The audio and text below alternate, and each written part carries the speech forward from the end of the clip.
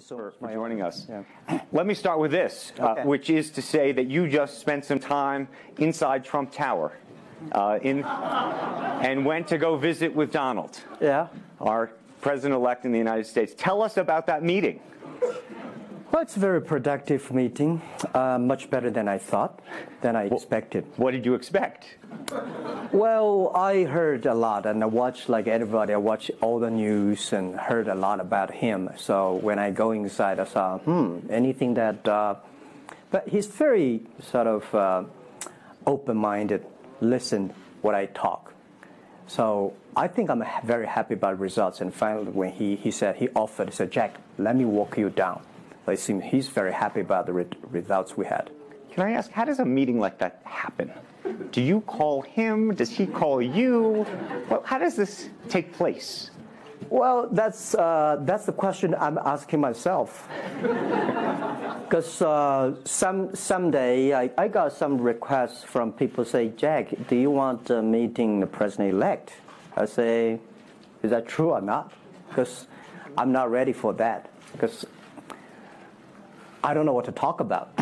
And then a few days later, I got another request. I got several requests, and then I saw one email with a friend, and it's very sort of specific. I thought about it. I think, yes, maybe I should go and have a talk. And at least I think President-elect Donald Trump would be happy to hear what I want to talk about. So I went. And what did you tell him?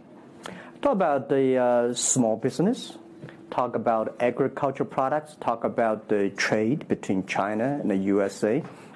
We especially focus on telling about how can we bring the small business in America, sell them to China, to Asia, through our network, which can create a lot of jobs for them. And you committed to create what you say is going to be 1 million jobs in the United States over the next 5 years. Yeah. Now, that's not a million jobs that Alibaba itself, but you're not hiring 1 million people. No, we totally, Alibaba employee put together is like 45,000 people. We cannot hire 1 million. I cannot imagine I can manage 1 million people. Explain to us how you think about the U.S.-China relationship, given some of the comments that Donald Trump has made about China being a currency manipulator. Did that come up during your meeting? Well, I think first, in America, there's a freedom of speech, right? So he can say whatever he wants, and I respect, I understand. But of course, I have my views. We did not debate about the China-U.S. trade or manipulation. We did not debate. We did not talk. We agreed on something. Small business, developing the Midwest America, helping the farmers there, small business there, exporting to China. So we all agreed. But something that we did not discuss about the American the job losing to China, Mexico, and this. Can I share with you my ideas? Please. Yeah. First, I think 30 years ago, when I just graduated from universities, I heard America had a wonderful strategy. They outsource the manufacturing job, service jobs. They outsource the manufacturer to Mexico and China, outsource the service job to India. There's a book called The World is Flat. Tom Friedman, colleague at the New York Times. And I think it's a perfect strategy. You know, that the Americans said, we just want to control the IP, we just want technology, we just want the brand, to leave the lower-end jobs for the world. Great strategy. And second is that the American international companies made millions and millions of dollars from globalization. The top 100 companies in America. Amazing. I remember when I graduated from university, I tried to buy a beeper, the Motorola beeper. Cost me $250. My pay at that time is $10 a month as a teacher. And the cost of making that beeper is only $8 for a chip. Right. So past 30 years, IBM, Cisco, Microsoft, they made tons of money. The profit they made are much more than the 4 largest banks in China put together, the China Mobile Phone, China Unicom, and whatever you name it, put together. Still, these multinational companies made more money than. So their market cap grew more than 100 times in the past 30 years. But where'd the money go? This is what I'm curious, because as a business people, I always care about the balance sheet. Where the money coming, where the money go. Past 30 years, the American had 13 wars, spending $14.2 trillion. The money going there. What if they spend a part of that money on building up the infrastructure, helping the white collars and the blue collars? No matter how strategy good it is, you're supposed to spend money on your own people, right? Not everybody can pass Harvard. Like me, I'm very not good at education, right? We should spend money on those people who are not good at schooling. And the other money, which I'm curious about, is that when I was young, I heard America is about Ford and Boeing, those big manufacturing companies. The last 10, 20 years, I heard about is Silicon Valley and Wall Street. The money go to the Wall Street. And what happened? Year 2008. The financial crisis wiped out $19.2 trillion USA alone. They wiped out all the white collars and destroyed 34 million jobs globally. So what if the money is not Wall Street? What if the money spent on the Middle East, Middle West of the United States, developing the industry there? That could be changed a lot. So it's not the other countries steal jobs from you guys. It is your strategy. Okay, but you do not distribute the money and things in a proper way. This is what I... And now we're having a backlash. And that backlash is a rebuke of globalization. And so much of the conversation, frankly, that we have here, and that backlash is happening in the United States. But I will say President Xi was here yesterday. You had lunch with him. And he was quoting Abraham Lincoln. What did you make of that? Well, I would say that globalization is a great stuff. It's the USA, it's developed countries to teach us how to do globalization. I remember 2002 or 1 before China joined the WTO, everybody in China was worried. Me, I was worried. Because what if all the international products come to China, destroy our industry, and we have to lose a job? So convince China, after 20 years, then you guys are say, this is a terrible thing. I believe globalization is good, but globalization needs to be improved. This is Donald Trump, President-elect, want to solve it, the problems. That globalization, I think, should be inclusive globalization. In the past 30 years, the globalization was controlled by 60,000 big companies. 100 years ago, globalization was controlled by several kings and emperors. What if next 30 years we can support 6 million business doing business across the board? What if in next 30 years we can help support 20 million small business can do business across the board? So this is something which I believe globalization should be inclusive. And do you think that the words of President Xi will happen in reality, which is to say that China has largely acted on its own behalf for many, many years, and now is effectively saying that the U.S. needs to continue acting on everybody else's behalf? Yeah, I think, the world needs some, Mr. Xi yesterday said, it's a wonderful time, it's a best time, or the worst time. The world needs a new leadership, but the new leadership is about working together. This is what I understand. We do not necessarily need one specific leader to teach us what to do, what not to do. But the world have to partner together. This is what I think.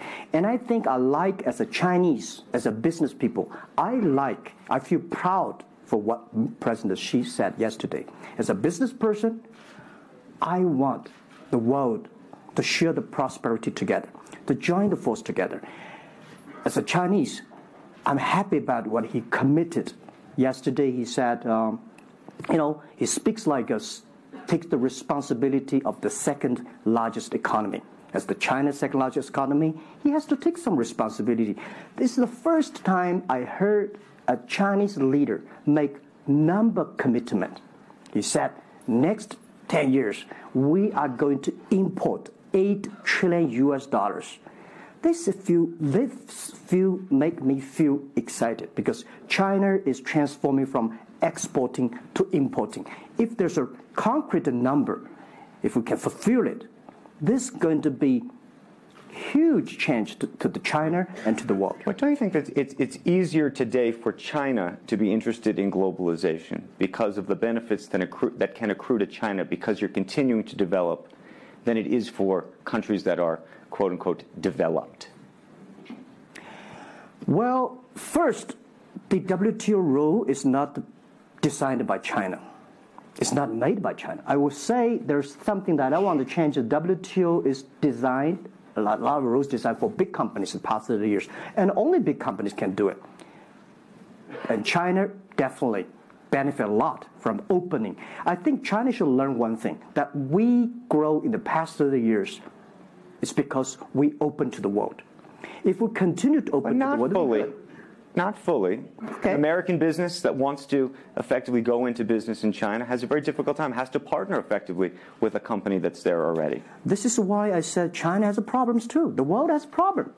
And China definitely has a lot of problems. China should open, should be more confidence. This is what I feel yesterday. I feel the confidence of Mr. Xi that he is ready to open more to the world. This is what I suggest, that we should solve the problem by business community, right, by negotiation. WTO, China joined WTO for like, 20 years or 70 years. I don't know the number. But the past years, that I think we as a business, we as a country, we as the world, we have to review something. Right. But not because unbalanced things, we stop it. You've been calling for something called EWTP. Yeah. What is that? This is what I would talk about, is that the WTO was great, but they mainly designed for developed countries, big companies. There's no opportunity for small business.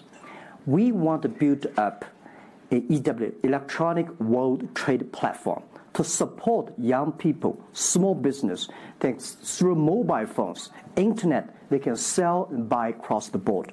And the other thing is that WTO is a very interesting organization. When you put the Doha round, when you put 200 government officers in a one room, ask them to agree on something, it's impossible. I can never imagine that they can agree on something together. Business should be designed by business people. So we believe EWTP should be something that the business people sit down together, agree on something, negotiate on something, and get endorsement from the government. I want to talk a little bit about Alibaba and the model itself, because I think for many in the West, if you will, they don't necessarily understand it. And to the extent that the extent that I could try to compare it to Amazon, which I know you think is an unfair comparison, one of the things that's so fascinating to me is that Amazon and Jeff Bezos have pursued what might be described as a very asset-heavy business model. They're buying airplanes. They want to own the entire supply chain from beginning to end. And Alibaba has effectively an asset-light business. It is very much, in terms of the retail piece of this, the opposite. You don't want to own the warehouses. You don't want to own the logistics companies. How do you think about that? Is Jeff Bezos right, or are you right? And is there going to be a meeting in the middle? I hope both are right. And because the world can never have one model. If the world has only one correct model, the world is too boring. Right? We need to have all kinds of models. And the people who do the model should believe in the model. And I believe what I do. Right? The difference between Amazon and us. Amazon is more like an empire. Everything they should control themselves, buy and sell. And our philosophy is that we want to be an ecosystem. Our philosophy is to empower others to sell, empower others to service, making sure the other people are more powerful than us, making sure with our technology, our innovation, our partners, our 10 million small business sellers, they can compete with Microsoft, IBM. Our philosophy is that we think using internet technology, we can make every company become Amazon. Remember one thing, Today, for our sales, our GMV last year is more than 550 billion US dollars. To hire people deliver for us, we need 5 million people. So how can we hire 5 million people deliver things for us to deliver the things we sold? The only way we do is empower the service company, logistics companies, making sure they are efficient, making sure that they make the money, and making sure that they can hire more people. But without owning the whole chain, can you do it as effectively? The idea that you're watching Amazon being able to deliver things now within hours, literally. We made 125 cities deliver within 1 day last year. Imagine, 10 years ago, deliver one thing from Beijing to Hangzhou takes about 8 days. Now you can deliver things from Beijing to Inner Mongolia, some city, within 12 hours. It's improving. You can never expect these things happen within 24 hours. We have patience. So I think, can you imagine that within the 11/11 Singles Day, we sold $17 billion. And by delivering more than 600 million packages within 3 days. This is happening. And this is what we feel proud of. It's not how much money we make. It's not how powerful we are. We think because of the technology, we can make the technology very inclusive, that every small companies can use it. This is my dream. Because I started my first business in 1992 in China. As a small business. In order to borrow money, 5,000 US dollars from bank, took me 3 months to acquire, still failed. So difficult to be a small business. Today, with the technology, we can empower them. This is something I want to do. One of the critiques, as you know, and it continues to linger around Alibaba, is the piracy issue. There's an IP issue, and it's an issue all over China, but you take the brunt of a lot of it. Yeah. How much progress have you made in your mind, and how do you think about some of the regulatory bodies in other countries, including the U.S., that continue to criticize Alibaba for these issues? First, when we start do this business, as a business like this size, you have to take all the criticism. You have to listen what is right, what is wrong.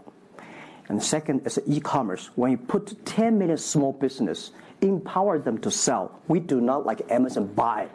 We cannot check. Even when you buy $55 trillion or $550 billion, you cannot check every product. So the model itself and the e-commerce itself may have a lot of these flaws.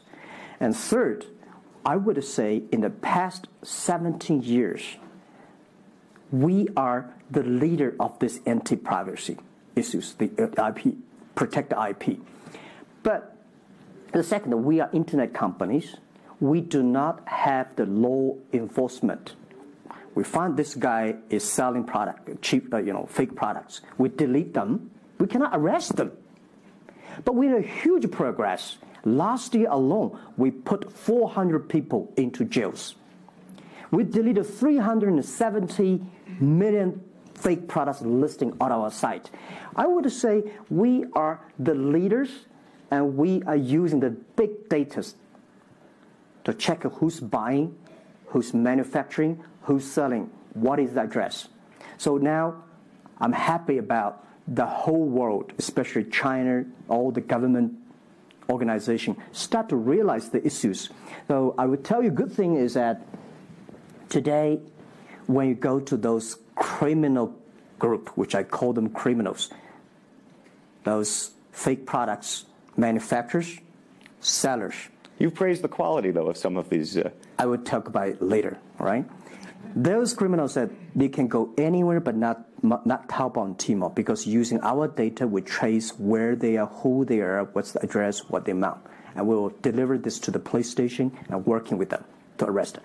The quality issues is something I want to share with people. It's not about praising the fake products. I want to say that for so many years, those branded companies, you have to be very careful, because the fake products, their quality improving is scary. That is the difference between us. Because when you find guys the thing that people said, this is fake. And you have to find people, you have to find a third-party institution to check it is fake or not. We find sometimes the quality is better. And I tell you, another thing is even scary.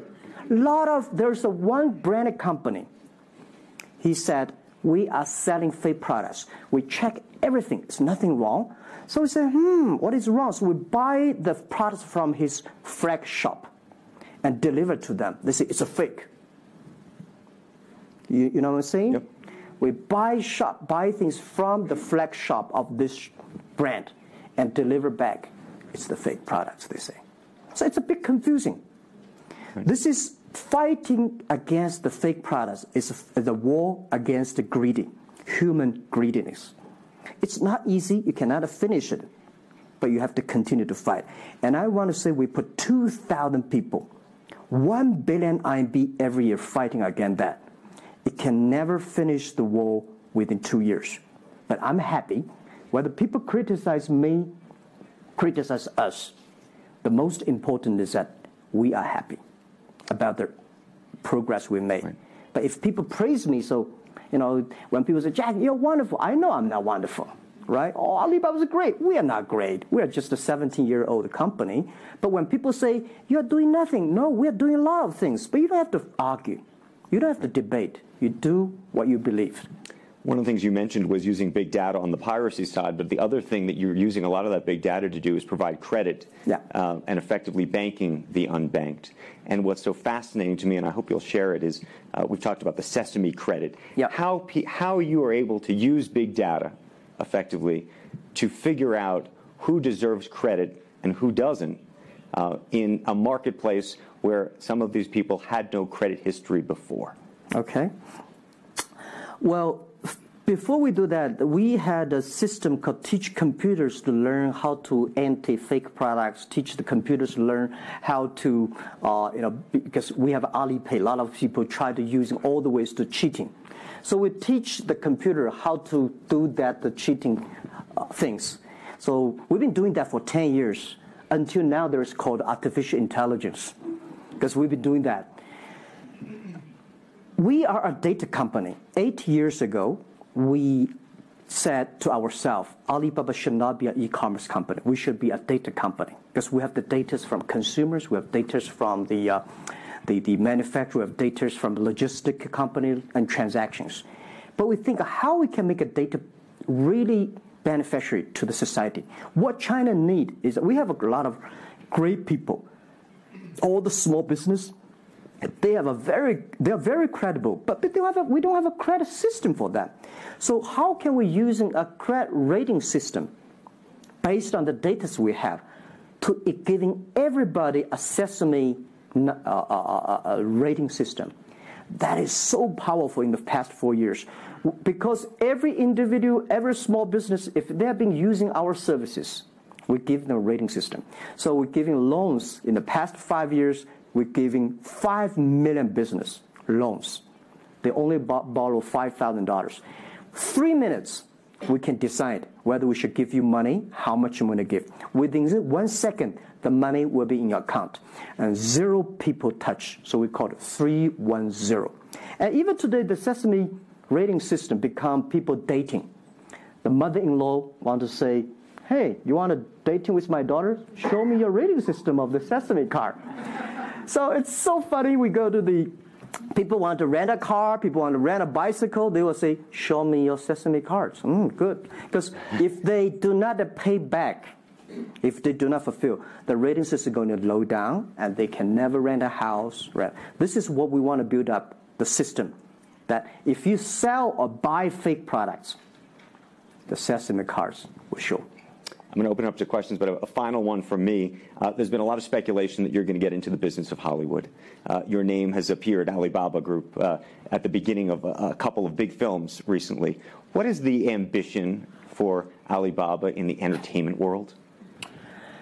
The beginning was like this. Several years, every 5 years, we have a review for our strategy. Now, our strategy is always look at the 30 years and 10 years. And every strategic decisions we make, we have to ask one question. Is this decision we made solve society problem, because we believe the bigger social problem you solve, the more successful you are. So if we do this cannot solve any social problems, we don't do it. Second, is this project is going to be successful in 10 years? If it's going to be successful in 10 years, let's do it. If it's going to be successful in 1 year or 1 month, now more I would say, forget about it. Because why you can be successful in 1 year or 1 month? So we all have to put parallel. And 5 years ago, we had a big debate about 10 years later, 20 years, what are the things the China society and the world want? So we say happiness and health. 2H strategy. So happiness and health.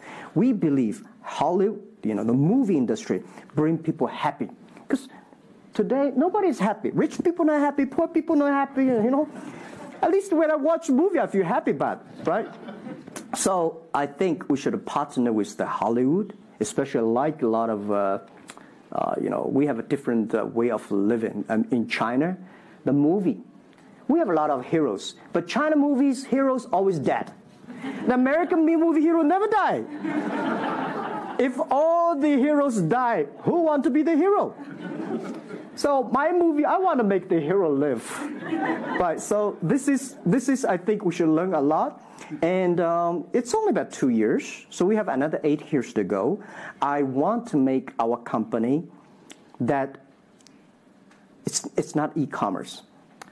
It's something that giving people inspirations. Giving people, because I learn a lot. For example, I always say that my favorite movie, Forrest Gump. Life's tough. This is I learned, and that inspired me. That is why when people call me crazy, stupid in the past 17 years, you're crazy, you're doing something never work. You're stupid, how can you do that model? Amazon this model, eBay this model, why Alibaba this model? I told myself, Forrest Gump said, go ahead. Never care about what the other people. And the other thing, Forrest Gump said, nobody make money out of the catching whales. People make money by catching shrimps. So we serve small business. Fair enough. Jack Ma, we should probably end it there because we're going to run out of time, but I thank you. Thank you so much for the conversation. I promised we'd sneak in a question or two, and we literally have 2 minutes, and they're going to get upset with me. If you have a question, and we're going to, I got to beg you to do it within literally, a second. So go for it right there. Okay, I'm not going to say that China and US is going to have a trade war, but if the Trump administration gets tougher on China in terms of trade agreement, is that going to hurt Alibaba? Well, I don't think so. I think China and the U.S. should never have a trade war. We'll never have a trade war. And I think we should give President-elect Donald Trump some time. And he's open-minded. He's listening. And I think the war, it's so easy to launch a war. But it's so difficult, almost impossible sometimes to terminate a war. Iraq war, Afghanistan war, is that finished? No. Trade war. I believe one thing. When trade stops, the war starts. Trade is something that people start to communicate. Trade is something people exchange culture and value. And I will be happy if China and USA agree on something and Alibaba business model destroyed. I would destroy Alibaba model by stopping the war between. Because how can you imagine the first largest economy of the world, second largest economy of the world, have a trade war? It's going to be a disaster for two countries and for the world. If anybody can do something to stop it, do anything to stop it. Did you As a credit store, how do you assure you are not messing up with people's life and you are not dictating the whole, credit kingdom or the system? Because now you are the decision makers, you are the rule makers. Okay. First, I'm not sure. People say, oh, this is uncertain world. Every day is uncertain. The only certain day was yesterday. I'm not sure about that in the future I would dictate, I would be stupid. That's why I should retire early when I'm young. That is why I have a lot of things that I dream I want to do. I want to do philanthropy, I want to be a teacher, I want to go back to school, I want to do the environment. And the world is so wonderful. Why you should be the CEO of Alibaba all the time? I'm coming to this world not to work. I want to come to this world to enjoy my life. I don't want to die in my office. I want to die on the beaches. It's a wonderful message. Jack Ma, thank you for the conversation. Well, can I say one last thing? Yes, please, please. I just want to give my last advice to any people here that every government should pay attention to in the next 30 years are critical for the world. Every revolution, technology revolution takes about 50 years. The first 20 years, technology company. Next 30 years, the implication of the technology. Focus on next 30 years. The first 20 years, eBay, Amazon, Facebook, Alibaba, Google, good. The most important is that make the technology inclusive, make the world change. This is 30 years. Next, pay attention to those people who are 30 years old, because those are internet generation. They will change the world. They are the builder of the world. Third, that let's pay attention to the company who have fewer than 30 employees. So 30 years and 30 years old and 30 employees. That can make the world much better. Jack Ma, thank you very, very much. Thank you. Thank you. Thank you. Really appreciate it.